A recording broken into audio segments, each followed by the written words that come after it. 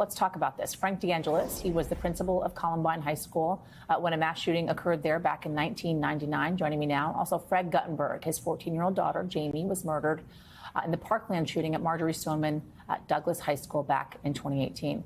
Gentlemen, thank you to you both. I just want to give you a warning.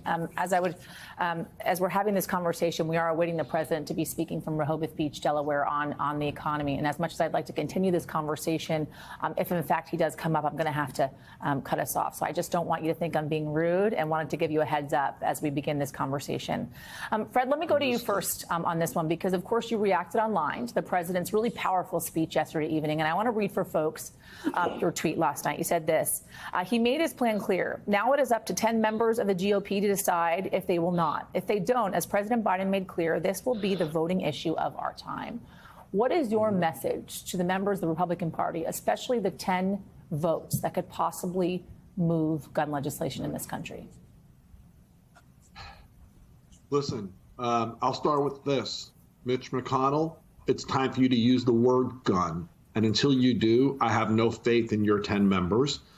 Senator Rick Scott, please stop running away from Governor Rick Scott, because Governor Rick Scott was a leader on this issue in Florida. We changed law in Florida because of your leadership. So don't run away from yourself. Be part of the 10. The truth is, I have no faith in the ability of 10 members to come along. I am certain the 2 senators from Florida won't, in spite of Parkland and Pulse.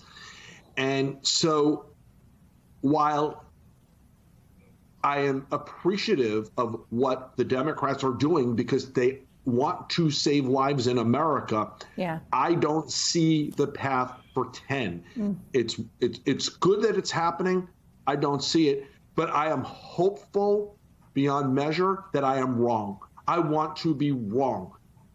However, if I'm not, this will be the voting issue of our time. We will fire enough of you to get this done. The truth is, we only need 2 more senators, 2, because that's what you need to break the filibuster. We will get this done if they don't now. Frank, let's talk about your experience as a principal that faced this type of tragedy. I tried to speak with the principal of Uvalde when I was down there, and of course she was incredibly distraught and not wanting to kind of lend her voice, which I was very understanding of at the time. But what is it like when these children are like your kids?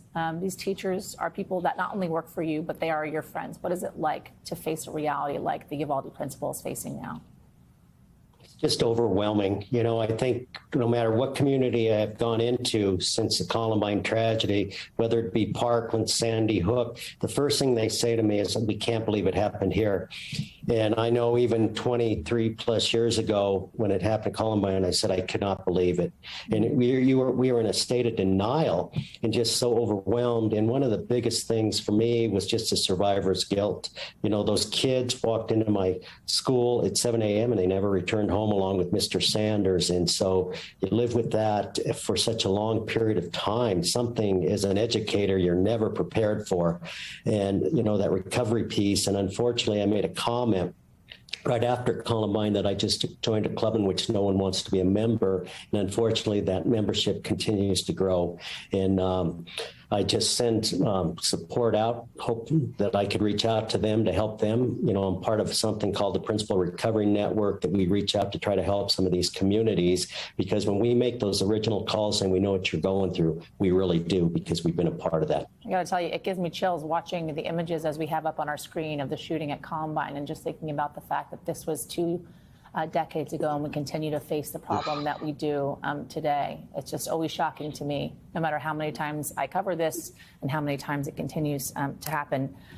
Fred, I spoke with a Texas State Senator a little bit earlier on in the show, and we talked about the fact that this is not just going to affect those that lost their lives and the family members that lost someone, but those that survive, right? The principals, the teachers, the siblings, the parents, as you are, your son as well.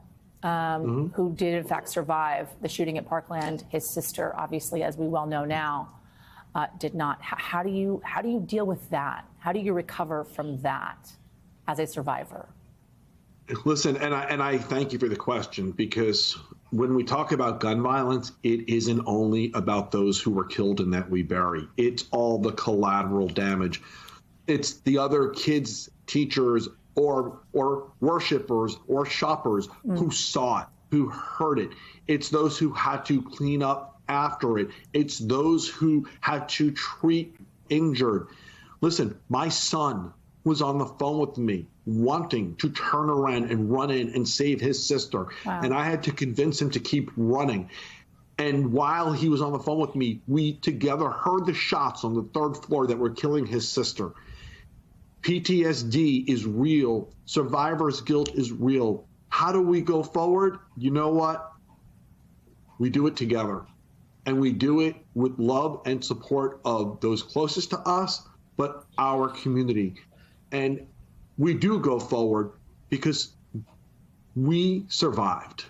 And we have that need to be there for one another.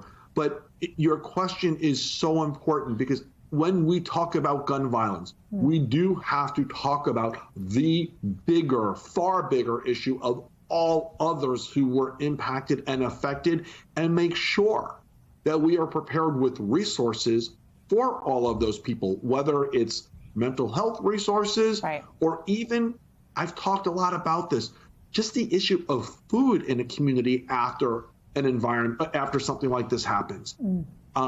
It's not short term, it's long term. Frank, quickly to you, I know that every year on April 20th, you call both those that were injured in Columbine 2 decades ago, along with the families that lost loved ones. What has the last 20 years been like for them? What has it been like? It's been tough. And I can remember one of the most difficult things I had to do on April 20th is when I went down to the elementary school, which was our reunification center. And I was informed as there were fewer families and parents in that room that I had to tell them there was a good chance that their loved ones died in the school that day. And that was something I'll never forget. And just finding the words, because I could not say, I know what you're feeling, because I did not lose a child.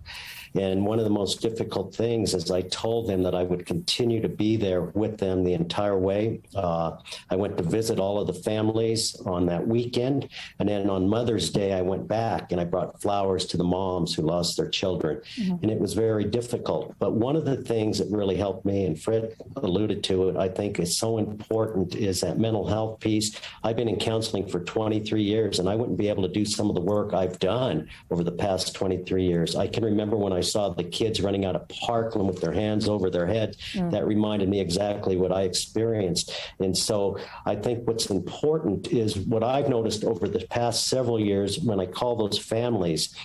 One of the things that we've been doing recently is we're celebrating their kids' lives, even though they died much too young.